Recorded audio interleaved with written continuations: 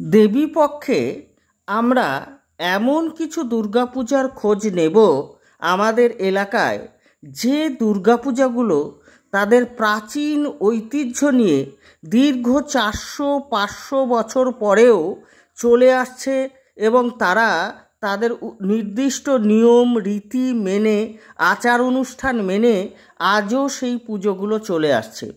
এমনই একটি পূজা আজও হয়ে আসছে গঙ্গারামপুর থানার পুরাতন নয়াবাজার নামের স্থানে।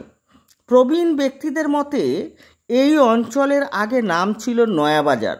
পরবর্তীতে প্রায় 1 কিলোমিটার দূরবর্তী গঙ্গারামপুর তপন রোড পাকা রাস্তায় পরিণত হলে মানুষজন, দোকানপাট ধীরে ধীরে ওই রাস্তা কেন্দ্রিক হয়ে গেলে সেই জায়গার নাম হয় নয়াবাজার। আর বর্ধিষ্ণুগ্রাম নয়াবাজার লোকমুখে পরিচিত হতে থাকে পুরাতন নয়াবাজার হিসেবে।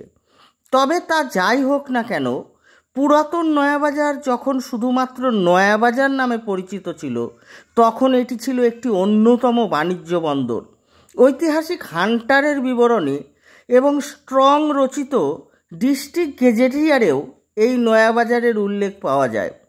এই অঞ্চলের এটি একটি বাণিজ্য বন্দর হওয়ায় এখানে নতুন করে বাজার বসে এবং এখানকার নাম হয় নয়াবাজার। এই নয়াবাজারের পাশ দিয়েই সেকালের বেগবতী পুনর্ভবা বয়ে যেত, তা প্রমাণ করেছে 2007 সালে এলাকার মাটি খুঁড়তে গিয়ে একটি বাণিজ্য তরীর আবিষ্কার। এই অঞ্চলে আদি থেকে কারা কারা বসবাস করেছিল তা নির্ণয় করা অত্যন্ত দুরূহ ব্যাপার। তবে অনেক চেষ্টায় যেটুকু বলা যেতে পারে তা হচ্ছে, এই অঞ্চলে পাল পদবীধারী মানুষজনের একটা সময়ে বসবাস ছিল। এই পালদের একটা অংশ মাটির জিনিসপত্র তৈরির কাজে অত্যন্ত নিপুণ ছিল। প্রমাণ হিসেবে বলা যায়, এই অঞ্চলে একটি বড় পুকুর, যার মাটি লাল কিংবা হলুদ, এই পুকুরটি আজও পাল পুকুর নামে লোকমুখে প্রচলিত। যদিও আজ এই পুকুরের আশেপাশে কোনো পাল পদবীধারী কেউ নেই। এছাড়া পাল পুকুরের আশেপাশে আজও মাটি খুঁড়তে গেলে উঠে আসে বিভিন্ন মৃৎপাত্রের অংশবিশেষ, খোলা, পোড়ামাটি ইত্যাদি। তবে অনুমান, এই পাল পদবীধারীরা শুধুমাত্র মাটির বাসনপত্র বানিয়ে হাটে কিংবা নৌকার ব্যবসায়ীদের কাছে বিক্রি করত তাই নয়। এদের মধ্যে সম্ভবত কিছু মানুষজন ছিলেন তিলি পাল সম্প্রদায়ভুক্ত।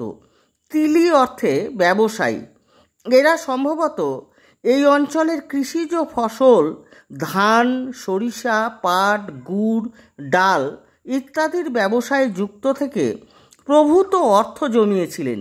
এছাড়া এই অঞ্চলে ছিলেন কিছু কোচ ও পলি সম্প্রদায়ভুক্ত মানুষজন। এই গ্রামের অন্যতম আকর্ষণ এখানকার দুর্গা মন্দির। এই মন্দিরে দুর্গাপূজা কবে থেকে শুরু হয়েছিল তা এখন কেউই বলতে পারে না। তবে কমপক্ষে 400 থেকে 500 বছরের পুরনো এই পূজা। সম্ভবত জমিদার আমলে এই পূজার প্রবর্তন হয়। দুর্গা মন্দিরের পাশে প্রায় 8-10টি পাথরের শিবলিঙ্গ রয়েছে। পরবর্তীতে এই অঞ্চল বর্ধমানের জমিদার নৃসিংহ নন্দী চৌধুরীর অধীনে চলে যায়। ফলে দুর্গাপূজা এবং দুর্গাপূজার জন্য দেবোত্তর জমিও তার অধীনে চলে যায়। পরবর্তীতে বর্ধমানের বাঁশবেড়িয়া অঞ্চল থেকে রায় পরিবার এই গ্রামে বসতি স্থাপন করেন এবং রায় পরিবারের নরেন্দ্রনাথ রায় এই মন্দিরের সেবায়িত হিসেবে দুর্গা মন্দির এবং দুর্গাপূজার দেবোত্তর জমির স্বত্বাধিকারী হন। সপ্তমী, অষ্টমী এবং নবমীর দিনে এখানে পাঁঠা বলি হয়। এছাড়া এই 3 দিন গ্রামের মানুষজনকে পাতা পেড়ে প্রসাদ খাওয়ানোর রীতি আজও চলে আসছে। আগে যাত্রা গানেরও আয়োজন করা হতো। এই সমস্তই চলে দুর্গা মাতার দেবোত্তর সম্পত্তির আয় থেকে। এর জন্য গ্রামবাসীদের কাছ থেকে কোনো অর্থ নেওয়া হয় না। এই দুর্গা মন্দির চত্বরেও কিছুদিন আগেও দেখা যেত প্রায় 3 ফুট লম্বা একটি কোষ্ঠী পাথরের গরুর মূর্তি। গরুর মূর্তির ঊর্ধ্বাংশ ভাঙা। জনশ্রুতি এই মূর্তিটি কালা পাহাড় ভেঙে দেয়। তবে যাই হোক, দুর্গা মূর্তিটি গরুরের উচ্চতা 3 ফুট হলে বিষ্ণু মূর্তিটি যে বেশ বড় ছিল সে বিষয়ে সন্দেহ নেই। এই দুর্গা মন্দির চত্বরেই আরও কিছু প্রস্তরখণ্ড ছড়িয়েছিল। এগুলির মধ্যে একটি পূজিত হন বৈশাখী গম্ভীরা নামে।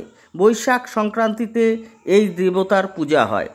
তবে যাই হোক না কেন, এই দীর্ঘ 400-500 বছর ধরে কিন্তু তার সমস্ত নিয়ম নীতি এবং আচার অনুষ্ঠান মেনে আজও দুর্গাপূজা এখানে হয়ে আসছে। আগে যাত্রা গানের আয়োজন হতো এবং দুর্গাপূজা উপলক্ষে মেলা বসে যেত। আজকের দিনে সেগুলো সম্ভব নয়, তবে গ্রামের সমস্ত মানুষকে পাতা পেরে প্রসাদ খাওয়ানোর রীতি আজও কিন্তু এখানে চলে আসছে।